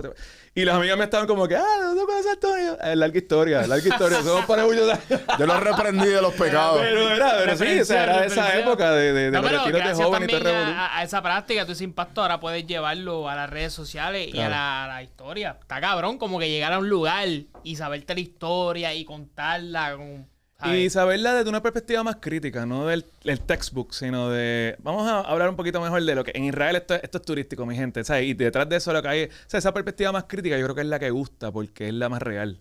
Sí, yo creo que es eso. Es una dosis de realidad que no se ve en el día a día. Es que la gente no se atreve. El mundo religioso es bien amenazante y es bien poderoso. Y la gente no se atreve a Y no nos veces. criaron para cuestionar. O sea, a no mí- porque a mí- sí. a mí Porque me- sí. A mí me quedaron, no cuestiones. Fíjate, nada. la duda es el enemigo de la fe. O sea, si tú dudas, no tienes fe. Y entonces yo siempre enseñé a mis hijos a tener pensamiento. Mi hija es más crítica que yo. Yo dije, coño, se me pasó la mano aquí. pero me encanta porque piensan, tienen su propio criterio. Y Qué mi bueno. nene a veces no estamos de acuerdo y yo no quiero convencer para nada. Y a mi hija tampoco. Al revés, quiero aprender de ellos. Tú, porque creo que- de tus dos nenes, tu nene va a la iglesia, qué sé yo, los dos. Mi nena no. Acuérdate que yo vengo... Mi ex esposa era hija de pastor. So, Sí. todo es revolú. Ellos se crearon en la iglesia y fine con eso. Y oye, los valores que tienen y todo también en parte es porque el cristianismo tiene buenos valores también. No voy a decir que no. Tú sabes que a mí Tiene malos y tiene buenos. Yo me estoy yendo por aquí, pero a mí me contaron después de ese podcast una persona y yo sé, esto es Bueno, como hasta aquí personal. llegamos. Sí, pero- No, pero esto es bien personal. No, Como hay- que- hay- no, hay un cuando él montón- empezó a tener sus pensamientos, como la mujer es hija de pastor, como que se divorció. Yo me quedé como que... No, Y hay un está montón. divorciado y eso. A mí me da gracia porque tú sabes qué, que yo era... Es que en este mundo, como tú no eres tú no vienes de ese mundo, tú no sabes. Bueno, yo vengo de ese mundo, pero no de ese mundo. Pero en ese mundo yo me he convertido como un case study. No sé si tú me entiendes lo que te quiero decir. Como que esto es un caso para estudiar. Porque cómo es posible que este tipo, que era el que le enseñaba a los Que tú no lo creas, en pastores... este mundo, Poli, se habla mucho. Sí, pues entonces- tú debes de... Bueno, te digo por fuera de la Sí, vida. me fui de fuera. Entonces, ¿qué pasa? Que ellos han creado toda una serie. Entonces, a veces hay gente que me dice, me dijeron esto, me dijeron esto. Y yo digo, hay como unas leyendas acerca de mi caso. Pero nada que ver. O sea, yo siempre fui bien crítico. Lo que pasa es que yo estaba tratando de complacer la estructura. ¿Entiendes? Porque para mí la estructura era Dios. O sea, Dios estaba en la estructura. Yo tenía que estar... Hasta que yo me di cuenta que, mira... Y fíjate, mi divorcio fue gran parte de eso. Porque cuando yo me divorcié... En mi divorcio, yo no me quería divorciar. Yo luché 5 años para no divorciarme. Porque Dios, el matrimonio, lo que Dios quiere, el propósito... Y mi divorcio fue como la gota que colmó la copa para yo entender que lo que me tocaba ahora era deconstruir. Porque en la deconstrucción, entonces, cuando se te cae una ficha del dominó, se te van a caer todas las demás. Y ya es inevitable. Y yo vivo deconstruyendo. Cuando tú vives deconstruyendo, a ti se te cae el piso. Cuando se te cae el piso es que te empiezas a entender cómo realmente es la vida. No hay certidumbres en la vida. Y la fe la encuentras en la incertidumbre. Es la verdadera fe. Claro, qué duro. Bueno, recoger la ofrenda. No, pero eso es parte de lo que yo aprendí y fueron las experiencias de la vida. No hay duda que las experiencias de la vida me han formado y son lo que somos. La historia tuya es lo que tú eres hoy. Así que qué bueno por esos tiempos también. Y los aprecio y los valoro ahora más que nunca. Porque lo que soy es parte de mi historia y mi historia es esa, mano. Eso es inevitable. No puedo dejar de ser lo que soy. Mira lo que me tatué. Memento mori. Memento mori. La filosofía estoica, mano. Brutal. Te Un sabes día gran hablamos de parte de- estoicismo. Sí. Oye, qué duro. Pues ya saben, Corillo, que si no vamos a hablar 3 horas más. Pero gracias, suscríbete. Y Vamos vamos a a ver más pensar. de Poli. Vamos a ver más de Poli por ahí en Sí, Instagram mano, para los confianza, me próximos encanta, viajes que me vienen. encanta estar ahí con Japón. ustedes. Vamos Bien pa- activo. Voy pa Guatemala. Voy a dar un brinquito a Guatemala, que hace tiempo que quiero ir a Antigua Guatemala. Y voy a ir a la ciudad ahí, voy a subir un volcán y qué sé yo ni qué. Claro, yo llevo un mes operado. O sea, se supone que no haga mucho desarreglo, pero ya yo me siento súper bien. Como si nada. Ajá, pero en Japón, ahí sí que lo voy a meter. En Japón voy a meterle, pero de que... Bueno, la gente que va conmigo a viajar me dicen, es que es difícil seguirte el paso. Y es que a mí me entra una energía cuando yo viajo, brother. Que es como una cosa que yo no puedo evitar. Y yo voy, pero... yo me acuerdo en Roma. Yo en un día casi vi todo lo que yo quería ver de Roma y yo no sé ni cómo yo lo hice. De casi yo estaba deshidratado. Pero es que yo... Mano, tengo tanta hambre y sed de ver el mundo, mano, que me apasiona tanto que... Brutal. Pero nos los vamos a vivir, nos los vamos a Vamos vivir. para allá. Que viajar con Poli. No, este año voy para Egipto, que tú dijiste esto, voy para Egipto, Jordania y Arabia también. Tengo eso por ahí. Muchas cositas chéveres Pues que... ya saben, Corillo. Nos vemos por ahí en el próximo episodio. Claro, mano. Síganos, Randomizaciones 97 Podcast, minutos, Dos Juan del Campo, el Tony, seguimos por ahí para abajo. Gracias, Seguimos. Corillo. Hasta la próxima. Dale.